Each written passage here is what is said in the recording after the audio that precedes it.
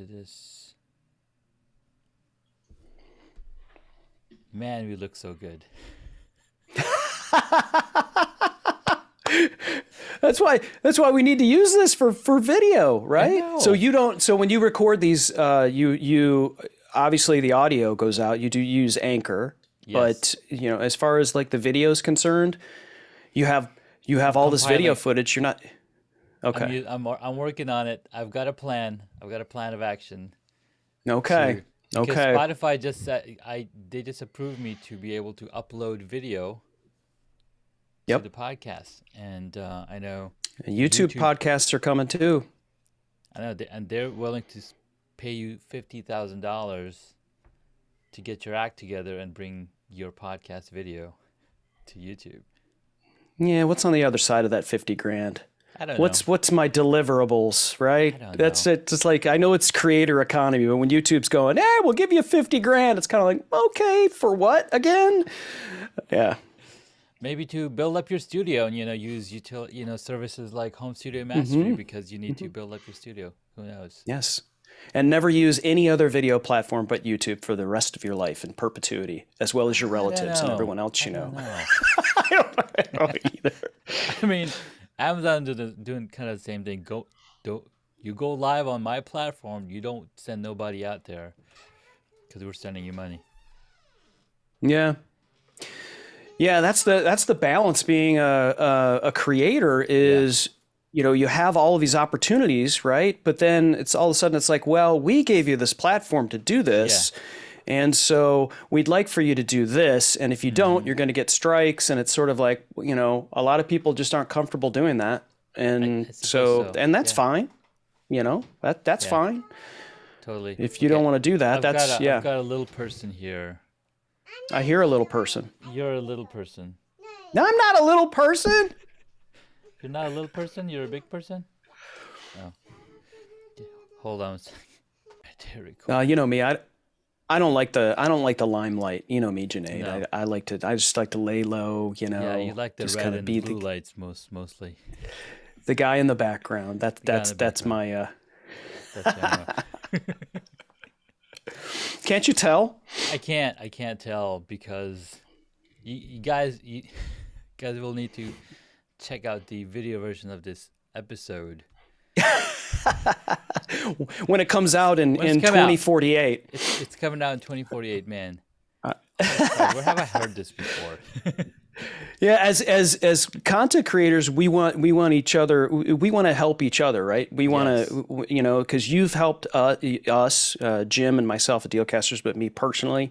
And I always, whenever I talk to other content creators, because I do the same thing, is I sit on these stacks of content, right? Oh my God, for years and years and years, I've worked with podcasters all my life here and content creators and in the music business prior to that.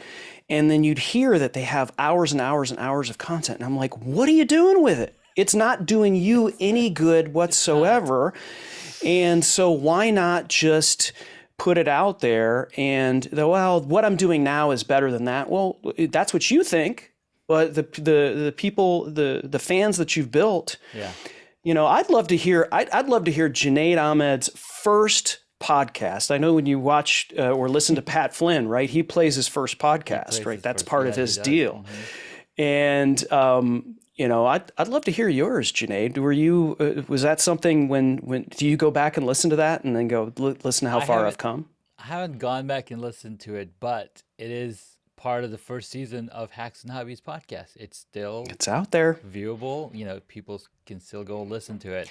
Still generating millions and millions of downloads on the interwebs. That's how we do it. That's how we do. We're not going to have any fun at all today. I promise you. Anyone listening is not going to have any fun at all. That's you know what? A lot of people ask what my goals are, and I only have a couple, really. That way I'm not disappointed when I don't hit all of them. But one of them is to make my wife, Sonia, laugh every day. That's one of my goals because that's to me, that was one of the biggest reasons, like she told me, one of the biggest reasons why I married you and fell in love with you was because you made me laugh. And so I made that a goal of myself to make her laugh every day. And then the second goal is to have fun. I love that, Because Chris. if you don't have fun with what you're doing, stop doing it. And so we talk to content creators, Junaid. You and I do this, and different, variations of people and different things, whether it's video or whether it's audio, podcasting, any of that stuff. And for years I was telling people, oh man, you got to get past that. You got to keep going and don't pod fade after 6 episodes. And then eventually I started talking to these people and I realized they don't like doing it. And so instead of me saying power through it, I was actually telling them to stop. Stop doing it. And if you don't like to do this, live streaming, podcasting, you're just doing it because you feel like you have to.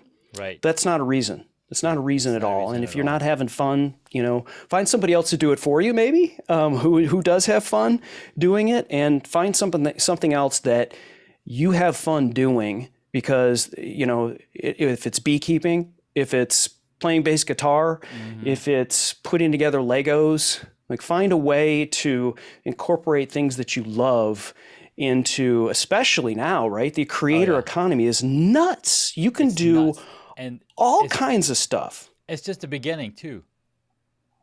Just the beginning.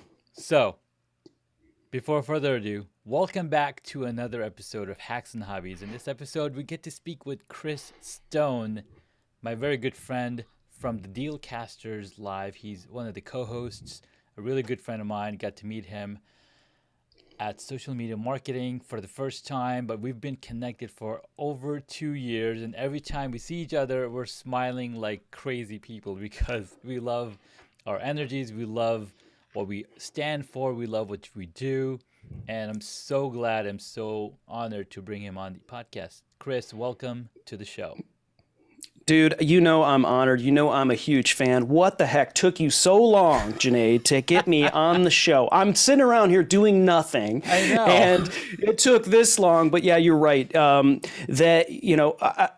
a fan of people like yourself that involve themselves in a lot of different things, right? But still work on those things that are most important to them. If I listed everything that you had going on in your life, which I'm guessing probably your family is paramount, because I see that on social media. That's part of your, I don't want to say your family's part of your brand. It just is who you are. It's part of your DNA more than anything.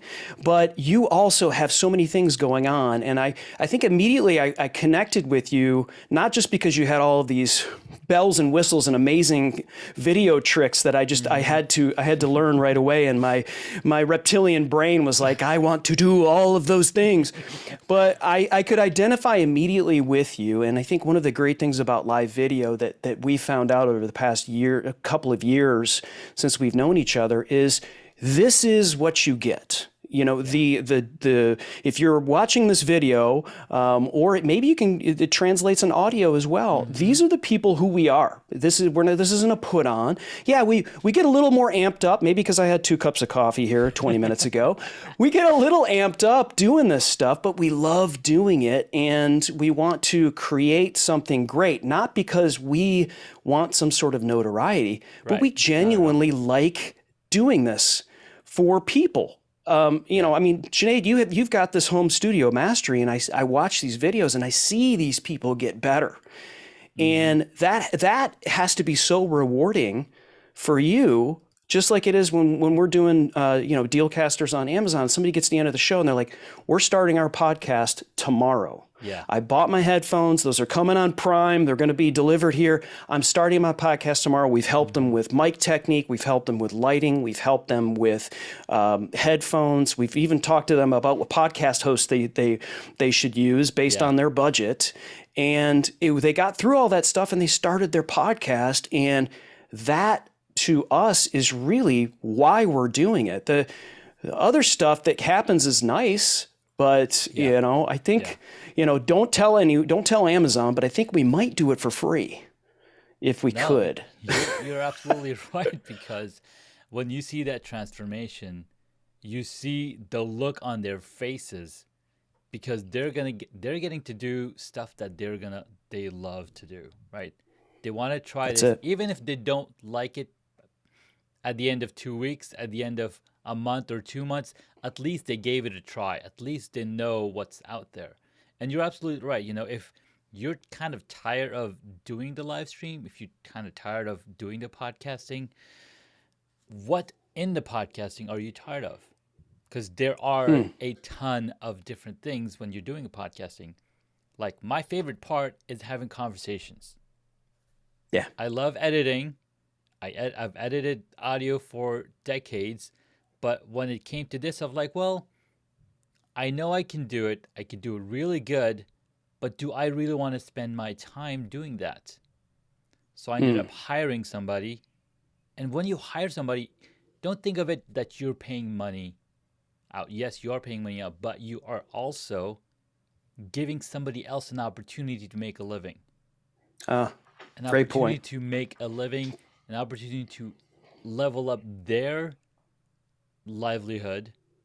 Like my editor that's been with me for over 2 years tells me that my kids are so happy. We have a great house. So anytime we come on video, she's like, "Oh, check out Mr. Junaid. Here he is. He's got a podcast." And so it's really amazing to see that. I'm like, whoa, I did that.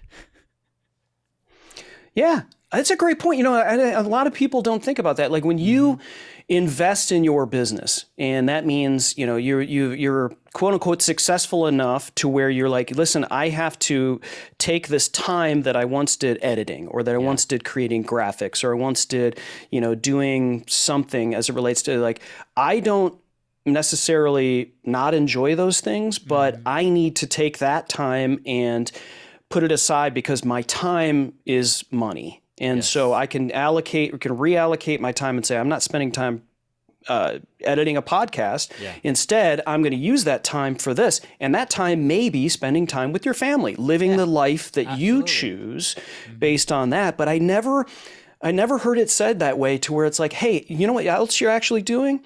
You're investing in that person's career. You're saying, hey, I'm paying you what you're worth to do this for me, and I hope you get better by doing that, because you're giving them sort of a sandbox to play in. I think, and so their resume gets built up, right? Because they're doing the Hacks and Hobbies podcast from Junaid Ahmed. So, I mean, they immediately shot all the way to the top, I'm sure, and got all kinds of more business for you. But I think it's important to think about it that way too.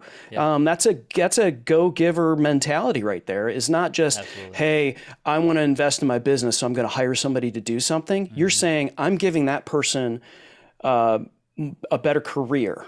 Yeah. And I want to make that person better, right? And so I do the same thing with the people that I have on my staff. Is that's really, for years I had been, at a manager level for Sony.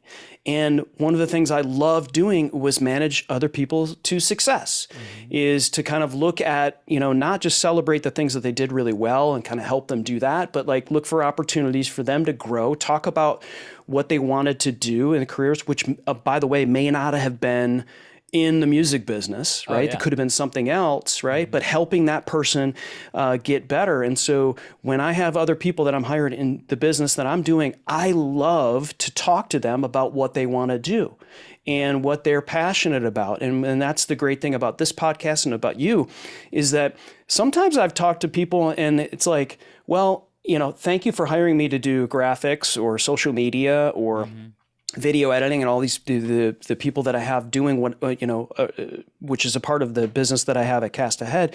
But like, I'll find out that they really like doing, playing music. Yeah. Oh, really? You're a piano player. Okay, cool. I might be able to connect you with somebody else. Yeah. And if you have a podcast, what's a really underrated aspect of a podcast is the ability to network with people. Oh my God. It's unbelievable the amount of people that you can meet, because, if you have a podcast, you need to have other people on your podcast. So it's not, you don't necessarily have to pay somebody. In fact, I've never paid for someone to have, even though, Junaid, thank you for your $2 million contribution to Chris Stone and Cast Ahead to be on your podcast. But no, seriously, it's a great way to meet people and to network. Absolutely. And your camera to camera camera. The world is flat with Zoom and with all StreamYard and all of these great Ecamm, everything that you could do to connect with people on the screen and really be able to identify with those people and then say, oh, you play piano? Oh, I know Jill plays piano and she's a singer and you guys need to connect because I think you would be a great to, and all of a sudden you're creating this network and you never really leave your home. It's crazy. Chris, you're absolutely on point. The networking aspect, and it's not just networking, it's actually building a relationship because we're dedicating 45 minutes to an hour to have a really deep conversation, and the conversation can go anywhere. And when you start off when talking to somebody new, it's like, okay, what's the first thing I should ask? Let's get to know them, right? But we've been connected for so long. It's like I don't even have to use my questions to. What's a question? Right? So, do we have an agenda? I didn't see it. You know, that's the beautiful part of it. It's exactly. Yeah. So I love to start with to especially for my audience to get to know who I'm talking with. Now, you and I have met. You know, we've known each other for a while, but my audience might not have heard of you yet. So, tell us a version of your story that no one's heard of before, or just a little tiny bit of an origin story of where Chris Stone hails from. Oh, okay. Well, I hail from just north of Detroit, Michigan, born and raised. Actually, here's something not many people know. I actually went to high school with Bobby Ritchie, who's also known as Kid Rock. So there's something right there that I don't think I've ever said on any podcast. So yes, Bob Ritchie, and back then he was Bobby, but now he's Bob. He graduated a year after I did from high school in Romeo, Michigan, which is north of Detroit. And so I grew up a huge music fan. Music has always been a part of my life. It is intrinsic in me. It's part of my DNA. My dad was a trumpet player. He played in big bands and did tours and was just, there was always music in my house, whether it was Glenn Miller or Herb Alpert and the Tijuana Brass or, Kenny Rogers, didn't matter. There was always music, and I always had an appreciation for various kinds of music, but really sort of fell in love with playing more rock-oriented, alternative-oriented, and jazz music. And so I really developed an affinity for the bass guitar. And so a lot of it had to do with the fact that every band needs a bass player. Typically you've got a guitar player, you've got a drummer, and you've got a singer, and it's just sort of like, everybody needs a bass player. So it was an easy way to sort of get in that sandbox, like we talked about. Yeah. And start to get your reps in, start to get better at what you're doing. And so I originally wanted to be a computer science major, so started there in Michigan and decided in my second semester, I stood up in a class and realized this was not for me, right? I wasn't passionate about programming anymore. And what I was passionate about was music. And the thing about me is that any band that I've ever been in, I may have been involved in the writing process, but I was the only one who did the business. So when it came to booking the gigs, doing the flyers, contacting college radio stations for interviews, all of the things that you do from a DIY promotional aspect for your band, I was doing. And I loved doing it, and I got pretty good at it. Yeah. And so I started to do that more and more. And so I said, you know what?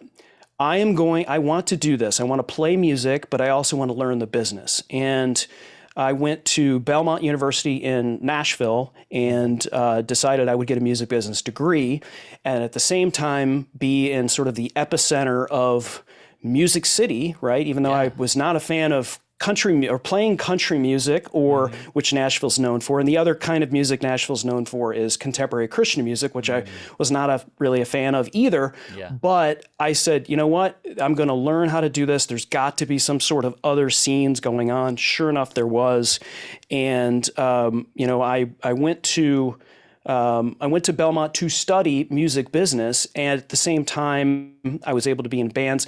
One band I was in actually recorded our entire album at the on the campus in that studio, Nice. and put out an album. I was in other bands as well, but eventually, sort of that dream of even though we were sniffed by major record labels and all those other things, they just were. It was like, I needed to grow up. I developed this. I got this job for Sony right out of college. Yeah. I had interned for them for 2 years.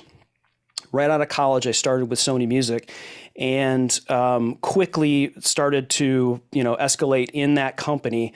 And you just get to the point where it's like, I got a wife, I got kids. It's time to cut my hair.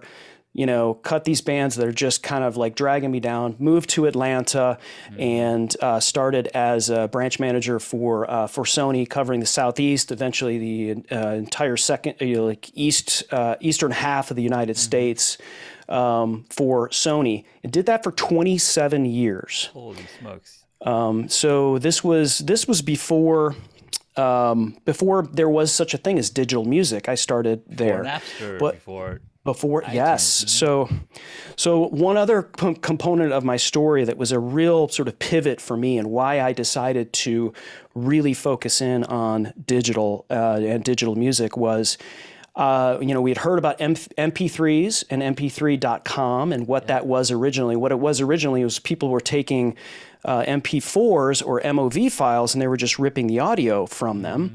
And then there was all kinds of file sharing going on, and whether it was trading hard drives or swapping files there or via Napster, it was happening. So very early in the process, I started tinkering with it because I needed to know what was going on. And, I worked for, the second biggest music company in the world.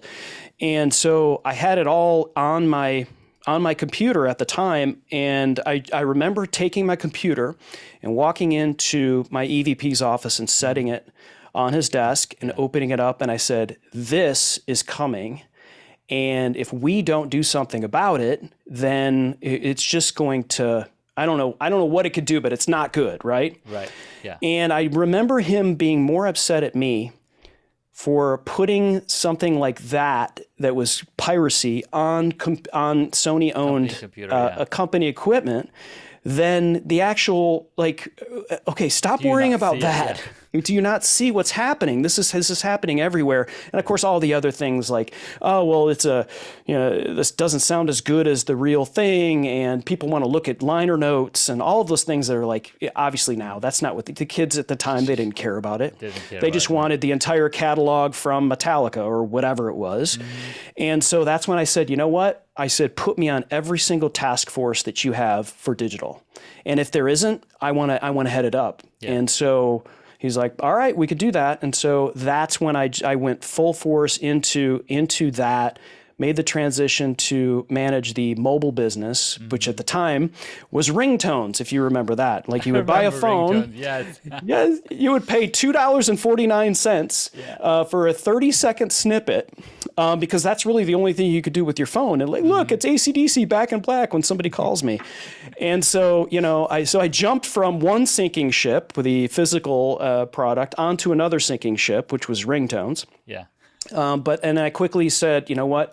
Streaming is starting to become a thing. Spotify was launching in other countries, hadn't made its way to the US. Yeah. And there was a lot of that going on. And so, of course, I transitioned into that and eventually became basically the Sony digital person that was the day-to-day person for Spotify. And so that really became my thing. But knowing all along, because the music business had gone down significantly, there really was not, I was the only person that wasn't either in New York or LA or Nashville.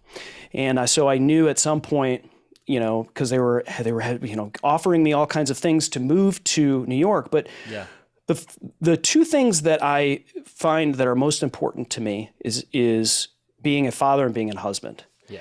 And if I moved myself and my family to LA or to New York to work at a job, then I was not being the best husband and father. Right.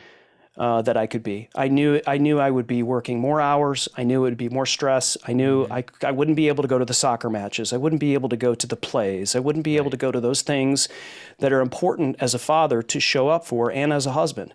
And so I developed this business, Cast Ahead, because I had worked with musicians all my life to develop how they look and sound. And podcasting and live streaming is a way that content creators, doesn't matter if you're doing music, it doesn't, or underwater basket weaving. Yeah. If you want a show, I know how to make a show for you. And if you don't want to know how the show is made, then I'm perfect for you because that's what I do for you. Yeah. Because you don't have to worry about it. You just show up, say your piece. Exactly. And say adios. And next thing you know, you're making millions on podcast downloads, Yeah, I mean, most people don't want to know how the sausage is made. They just see something and they go, I want that. I want that.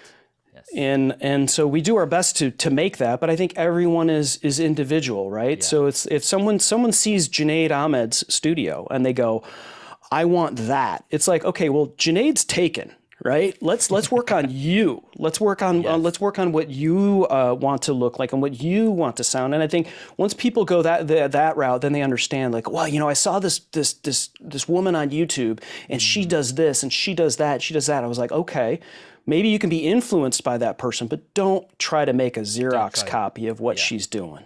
Yeah, because there's only one of her and there's only one of you. So why try to be somebody else when you can be yourself? 100%. Man, I love that journey, that story, because, and I can see all of the steps, and you're just keep climbing each step, and it's basically taken to your path. Like, you're learning, you're looking what's coming ahead, and with Web 3.0, and we all heard what this as social media marketing world, like Web 3.0, NFT, all of that stuff that's coming now. It's still a little early, but it's not too late. People say it's too late. No, it's still early, right? You can still get in now and understand what this technology is going to do for us. So thank you so much, man. I love that. Yeah, of course. As you're going through that, you're also talking about your motivations on why you keep doing these things, telling people don't do that because it's making you miserable. How about we help you along the way? How about you do what you love to do? And there's so many examples of people that are doing the things that they're doing. They just continue to do that one thing, and then they're documenting it along the way. Yes. Yeah.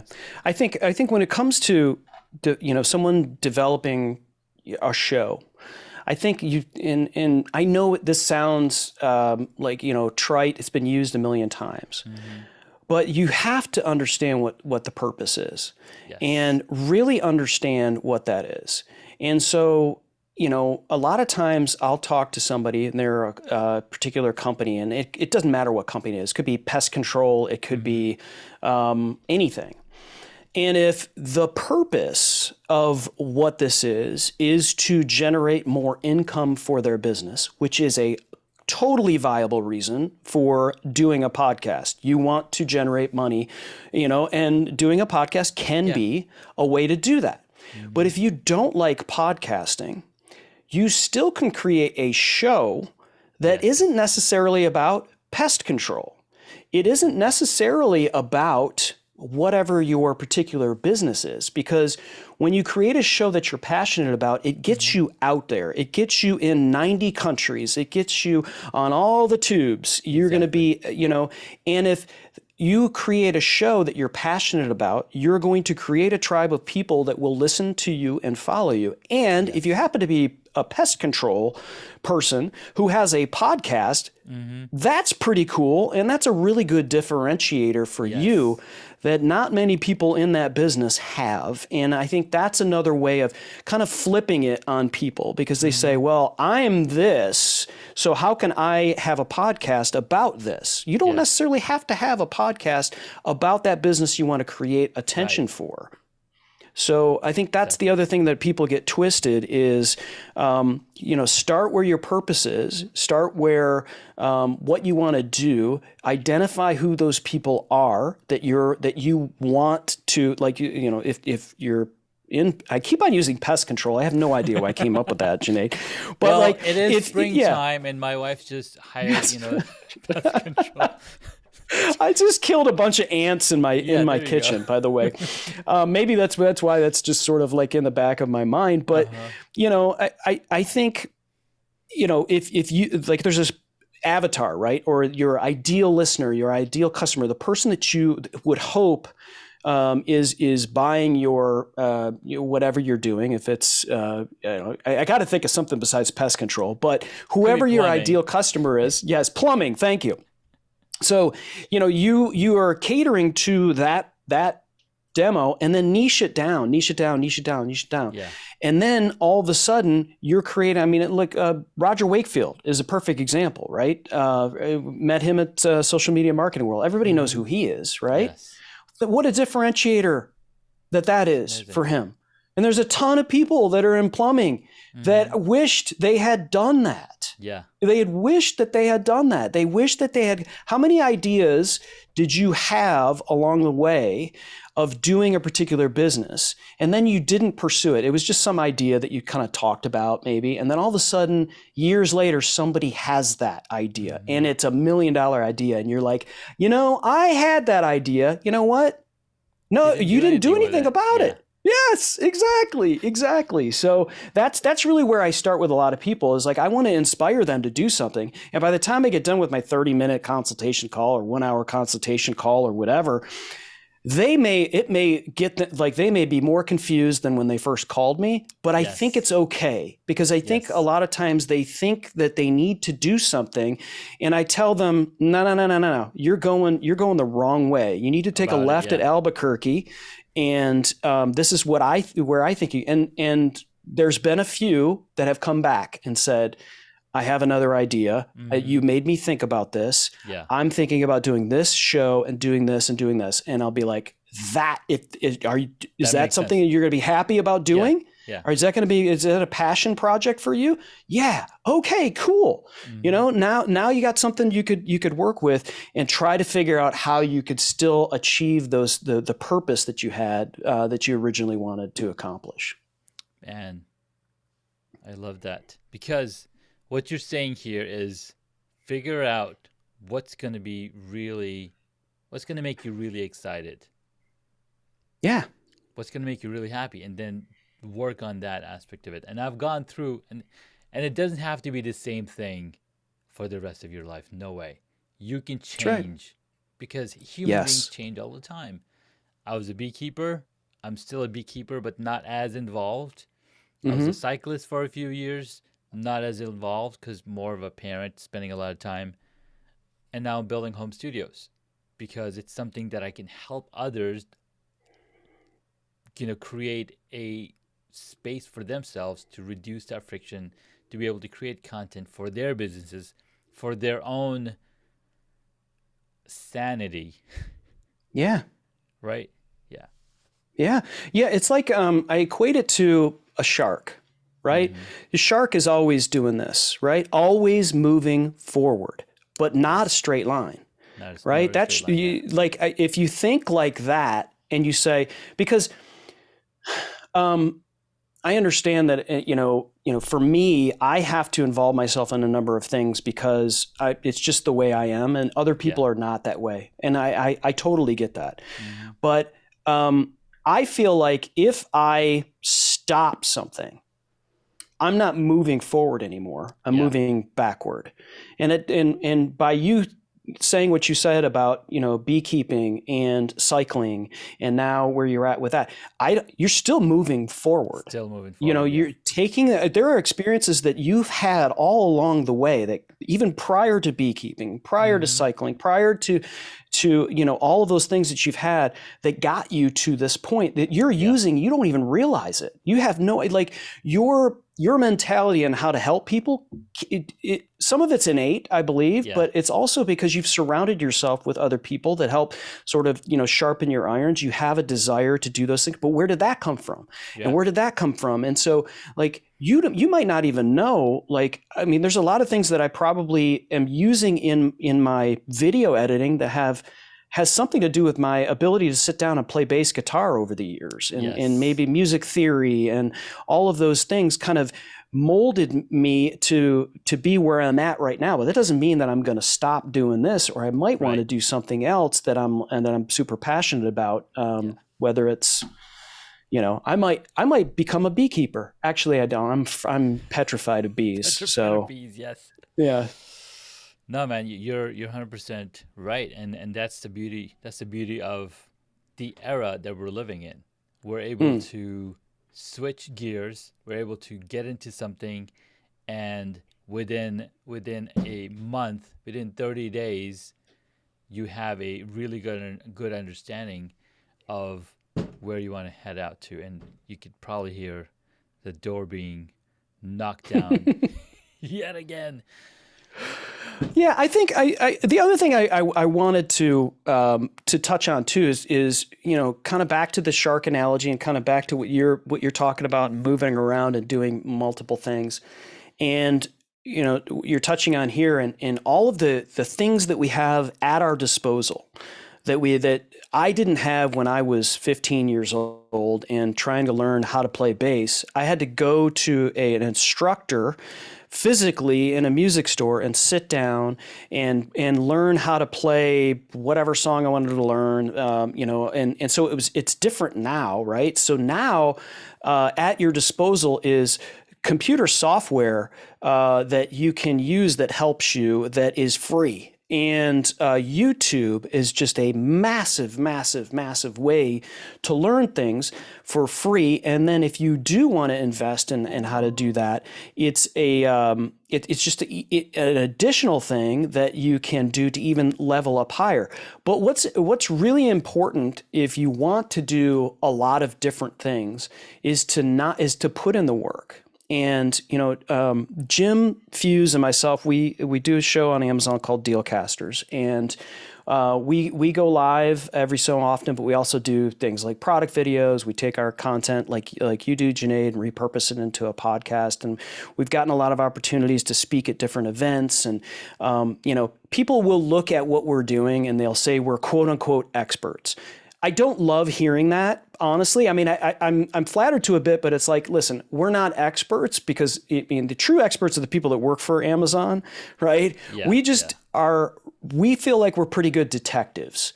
Like we take apart the entire site and everything that we're doing, and we study it and we analyze it and we test and we do things all the time. And then when we get a new piece of gear in, and just like you, Junaid, it's like we're testing it out. I'm going to see how well, if I have it going through my switcher and I'm pulling it in this software and I'm doing this.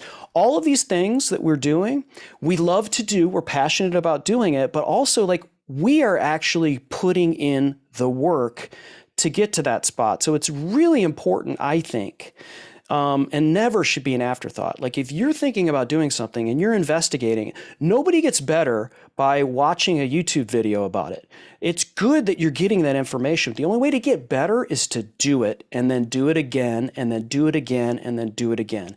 It's the most important thing because now you've got 300 and something episodes of this podcast. Is that right?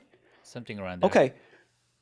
The way you get to this point is to do it that many times and more, and to have the desire to get better every time you do it. Now, not every show is going to be he's going to be a winner. This we all know that, and not every show is going to be for everyone. That's the other thing as a content creator. Like some people, they're not into me. That's okay. Right. That's totally, they're not into you. They're not into, we've got people that are like, I had no understand why, how do people like that guy, or whatever. It's just, that's the way it is. But it's the only way to do it is to keep going and moving forward like that shark and continue to do, and do more and more of it, especially if you love it. So Man, I couldn't have said it any better. That was just beautiful because keep moving forward, but you can't move forward till you get started. So get started and then keep moving yep, forward. And if you don't like it, guess what? You can you can take another route. yep, Find people around you to also help motivate and support you because yes, not everybody is an island. No way. We want each other. We want to support each other. So if you have any questions around how do I start a podcast, you got Chris and I and myself to help you. There's a ton of people out there. There's so many people that want to help you. There's YouTube full of it. You know, when you mentioned about how we are living in an era that knowledge is in on our fingertips. 20 years ago, you'd have to have a computer, you'd have to have a modem, a a separate phone line in order for you to get online. I I think there's a I Right? think you need a modem. I think you need a modem line in that other room. I think I do too. This is the beauty of it. Like Yeah. we're so many minutes into a podcast. So this is the other thing that I've learned as a podcast and video editor. I think the first X amount of minutes are important to make Yes. sure hey, this is we're going to be giving you this. This is what you can expect. And and so people spin off at that point. They're like, this isn't for me. Cool. But then get to the content, get to the conversation, get to what you're going to talk about. But like if we're 30 minutes in on a podcast and there's a kid screaming in the other room or a Yeah. dog barking That's or gonna your happen. phone going off or any of that kind of stuff, I think people are a lot more forgiving. They are a lot more And forgiving. this is what you get. We're fathers, and that's a part of it. Absolutely. Hold on.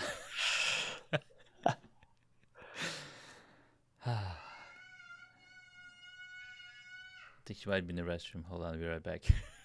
Okay, all right.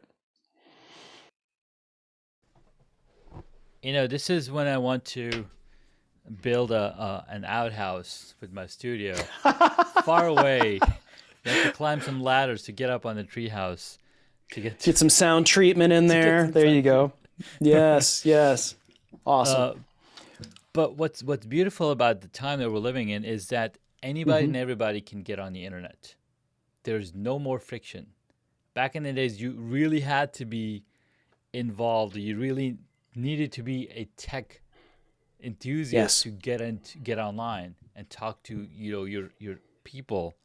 But now, everybody and anybody is getting on, and it's pretty interesting. It's a pretty interesting world. Yeah. And this is still just the beginning.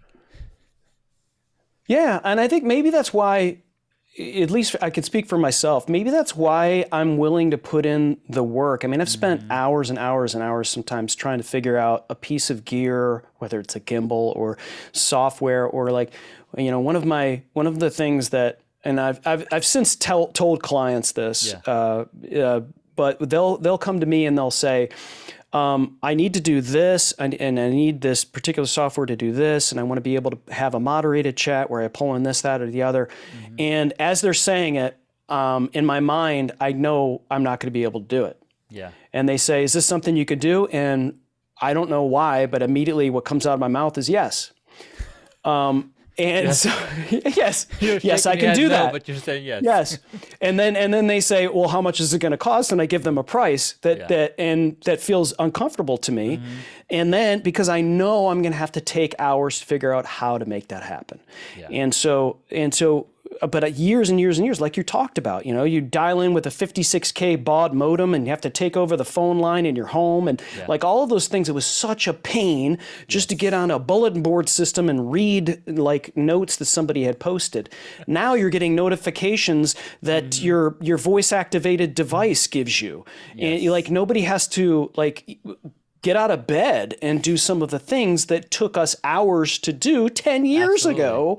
I'm sounding like a, grandpa telling people to get off their lawn, but I think that's one of the reasons why I'm so willing to put in all of that work is because I love to take things apart and put them back together to figure out how all of that works. Now, 9 times out of 10, there's parts left over, but it still works. So that's okay. That's it. Hey, sometimes you're going to have a screw left behind. Like, I don't know where that screw goes, but my phone's still working. Yeah.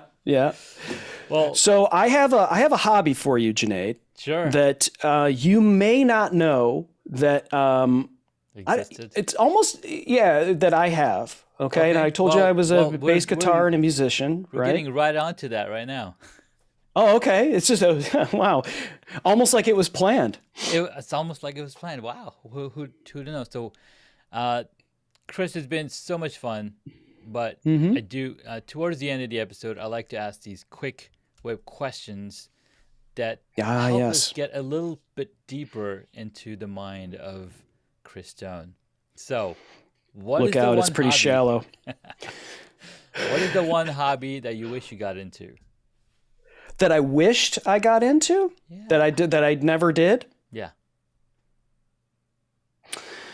I wished I had learned to play the piano early in life because then I would know how to read music.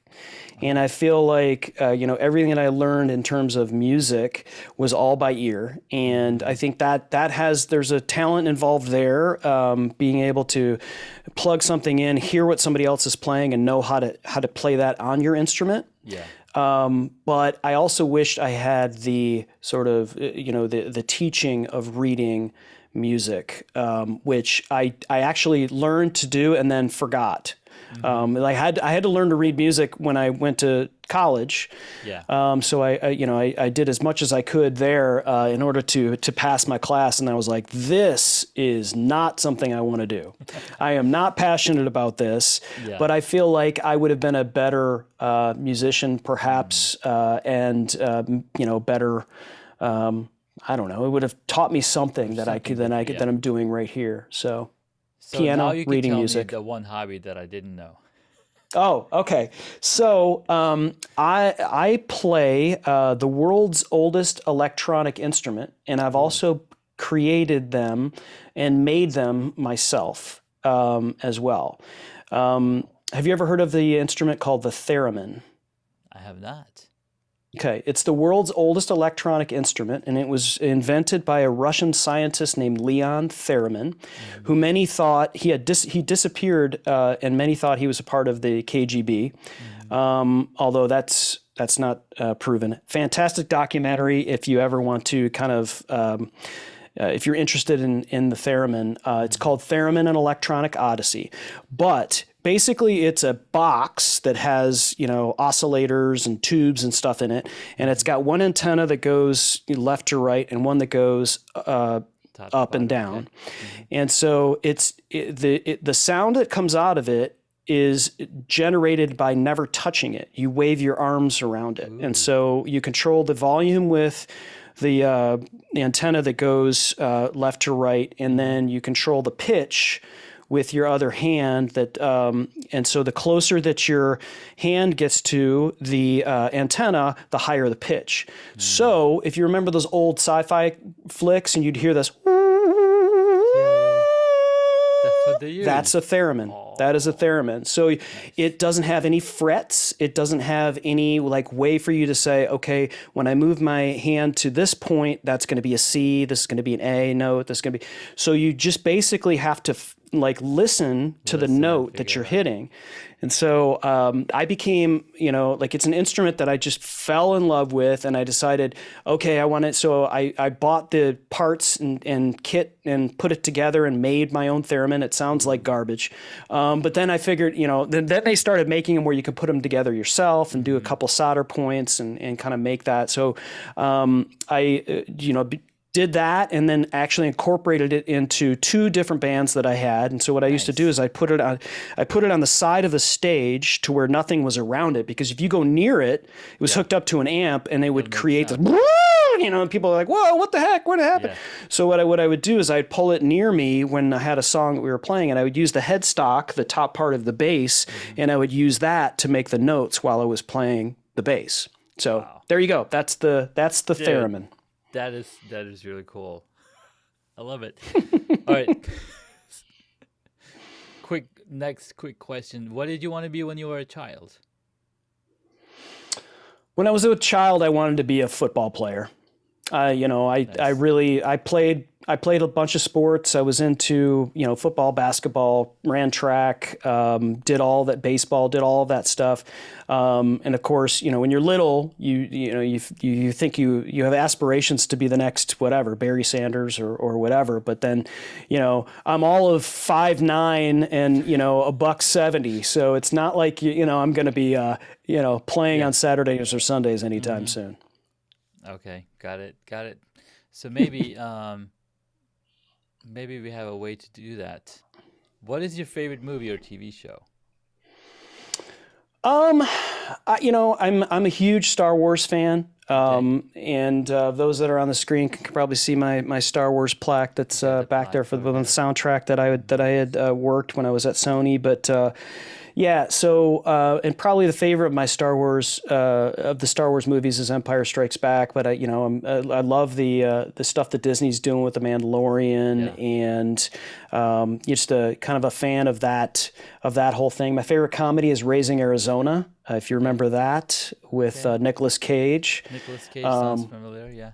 Yeah, that's just a really whacked out a movie from the Coen brothers, and Nicolas Cage is fantastic. And I believe that was late 80s, maybe? Probably late 80s, yeah. I think it was late 80s that movie came out. I'm a big Nicolas Cage fan. That I don't actively, admit to, but I'll watch a good movie. Yeah, I mean, not every one of his movies are great. Yeah, exactly. Yeah, I think maybe even he'd tell you that, I'm not going to speak for Nicolas Cage, though. No, he can do that on his own. What movie would you choose if you got to play a character in it? And this is what I was saying. Maybe there's some football in there. It would be hard for me to pass as a football player. Sure. It's kind of like that's not really believable. So if I could be in a movie, God, I haven't really even thought of this. So I'm just gonna say, yeah, H.I. McDonough, the character on Raising Arizona, by Nicolas Cage. Nice. That'd be the character that I would be. Stealing diapers with pantyhose over my face in a scene in Raising Arizona. Yeah. How about that? That's very accurate. I mean, that's very graphic. Graphic. Not accurate. Graphically accurate. Graphically accurate. Who is your favorite superhero? That'd be Batman.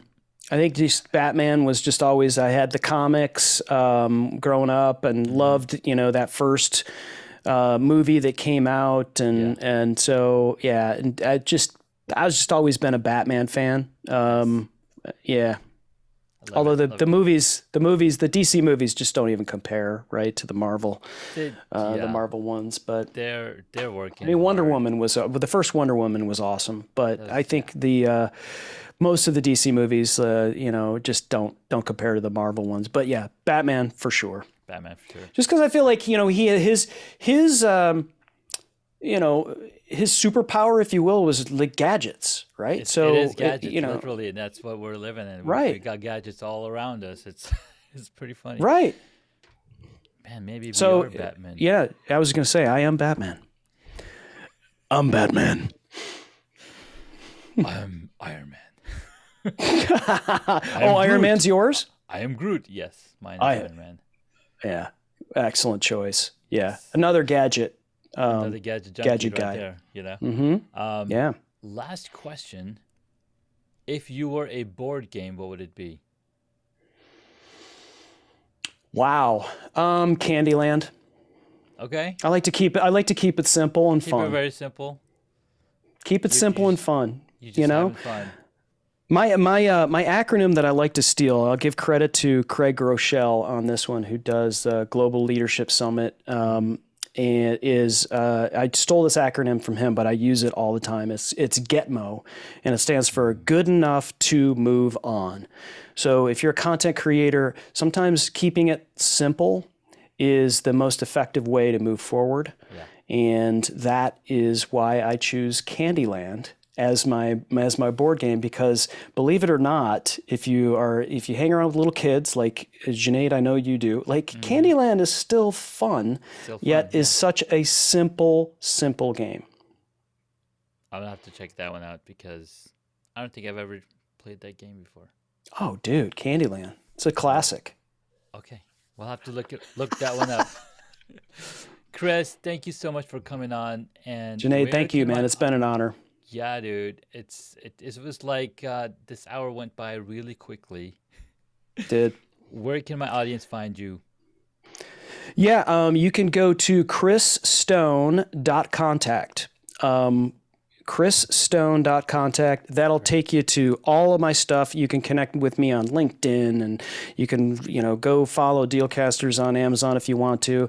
You can even go to a Pinterest page or a TikTok, or email me or leave me a voicemail. All that will go into it if you go to chrisstone.contact. And I'd love to be able to connect with whomever that is friends with Junaid Ahmed, because if you're friends with Junaid Ahmed, you're friends with me. So, yes. Junaid, this has been an honor, completely and totally seriously. It's always great to share time with you, sharpening the irons, and I feel like I got a little bit better today because I was on your show, man, so I appreciate it. Chris, thank you so much. You are a gentleman and a scholar and a really good friend, and I'll call you in a heartbeat if I run into any type of troubles. I mean, I feel like that's the kind of friend you are. And thank Absolutely. you so much again for coming on, and we'll talk to you soon. Thanks, man.